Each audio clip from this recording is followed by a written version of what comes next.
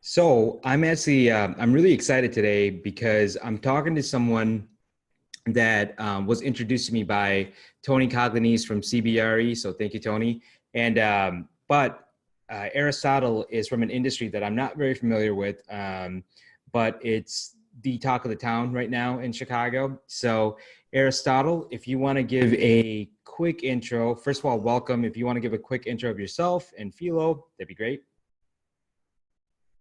Thanks, Benny, and shout out to Tony for always connecting the dots here. And I appreciate you and what you're doing with this endeavor. Always cool to see people kind of experience and launch, things that touch their entrepreneurial spirit. So happy to be joining today. By way of background, my name is Aristotle Loumis. I am the co-founder of Fyllo, which is a startup based out of Chicago. And what we focus on is we're essentially a regulatory platform that helps service highly regulated markets and the startups that play in them.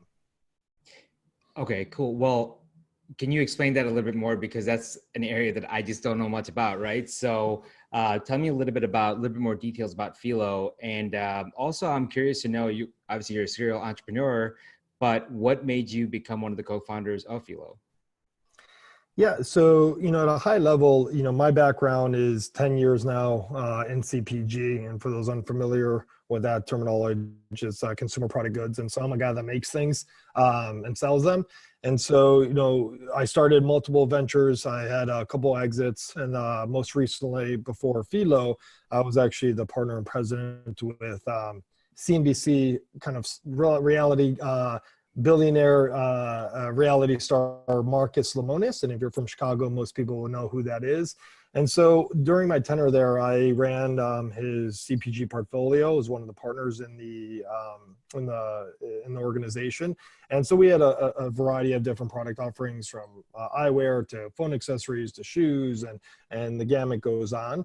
And what we realized at that point, or what I realized at that point, one of the biggest hurdles was, and one of the biggest expenses was always in marketing. And something that always irked me the wrong way was I never really understood that world. And so as a product guy, I knew that this is, especially in this environment, online advertising and marketing and direct to consumer has never been more in demand. And so it was always something that I wanted to understand, and something that I felt on an intimate level the pain points. And so I had an opportunity to basically to address the things that I always had issues with. And so I teamed up with my co-founder, Chad Brownson. He's a CEO. My other co-founder, Eric Shani, who's our CTO, CPO.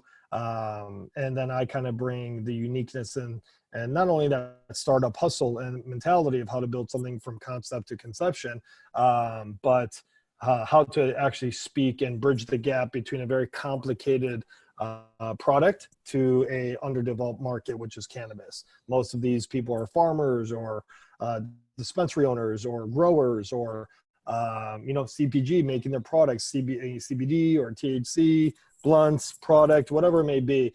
And so when you come to them with, hey, listen, we want to basically evolve the industry and bring it into the digital world, there's that disconnect. And so I feel that the three of us really bring a unique perspective that help bridge that gap. Got it. I mean, that just sounds really cool right now. So for sure. You tested me. I know this is a 10-minute limit, so I'm going to do my best to summarize. No, I appreciate that. How's COVID affecting your industry? Yeah, I think that, fortunately, we are part of the select few that's benefiting. And what I mean by that is that the industry has been, it went from illegal to emerging, and now, over the last 2 months, it's been categorized and labeled essential. And so it's been really crazy to see the evolution, to be kind of ahead of that game, pioneering this new movement. But, our brands and our clients are doing well, and thus we're doing well.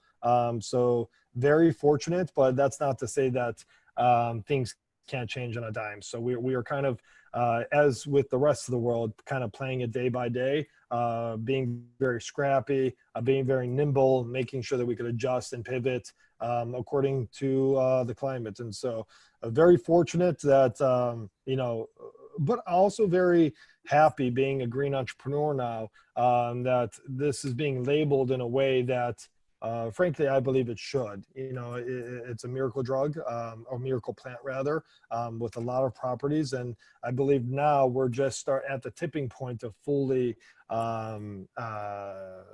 exercising and extracting the true value of the plant. Got it. Okay. No, that makes sense. So with, I feel like there's a lot of people that I talk to that are potentially interested in starting their own company that's in that, in the cannabis industry. And obviously there's a lot of companies in Chicago, especially, or there's several companies that have like started to pop up, and there's a lot of money being poured into it. As the co-founder of Fyllo, like what advice do you have for others in the other leaders in the industry? Yeah, I think one of the biggest hurdles and what we found ourselves. So going back to, I always use this as an example. The people that made out very well in the gold rush was not the actual the people going for gold. It was the people supporting the extractors, the picketers, right? Selling, whether it's the Levi jeans or the actual tools to actually extract the gold itself. And so that's where we find ourselves. What we want to do is, and what we are currently doing is, we are the tools, we are the picket axe for these pioneers. And so we're giving them the tools in order to navigate the space. And what I mean by where Fyllo falls into that is, we are a regulatory platform that helps them navigate the very complex regulatory environment. And so every day things are changing. The government on a federal level doesn't even have the rule book, if you will. It's writing as we go. And so what we do is we help track and understand and effectively help guide these pioneers, these green pioneers in this market that is very, it could be very confusing. It could be very challenging. It could be very, I guess you could say, foggy. And so we help bring a little clarity to ultimately what is this emerging and very fruitful market. Got it. Okay. No, I mean, that's an absolute necessity right now. Yeah. So And I guess, I kind of, didn't answer your question direct, but in terms of them, I think that what they want to do is they really want to understand the lay of the land. And so what I mean by our solution is, our solution helps them understand that. And so what you want to do is, you just want to avoid, I think being an entrepreneur and being a startup, you're really kind of working uphill, but there's always a uphill battle, and there's always so many restraints and barriers. And that pain point is even further emphasized in the cannabis market, because you just don't know. You don't know if what you're doing is legal. You don't know what you're doing is legal. And ultimately, if you're playing in that gray area, you're usually fined to death. And so what we do is we effectively help these green entrepreneurs and green pioneers navigate that market and make sure that they don't step on any landmines.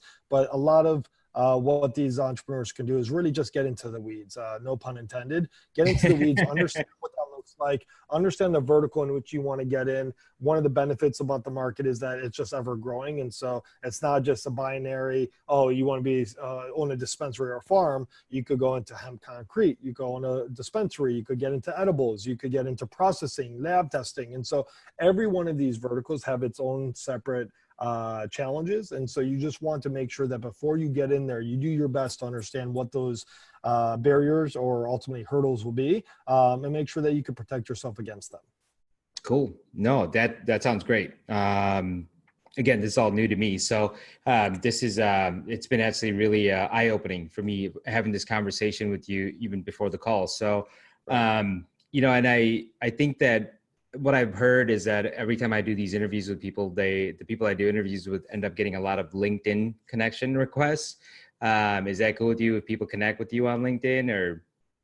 Yeah, I mean, we've been inundated. The best way that I could be helpful is go to Hello Fyllo, HELLOFYLLO.com, put in a tab. And of course, I do my best to redirect. We have a team, very fortunate. We have over 50 employees now. And so everybody has been hired and been brought on to specifically to address the different needs within the industry. And so whether you're a dispensary or, again, a processor or whatever it may be, I would highly recommend going there. That's probably the most tangible way to see movement. But of course, email me, LinkedIn message me, and I can certainly and direct you to the right place.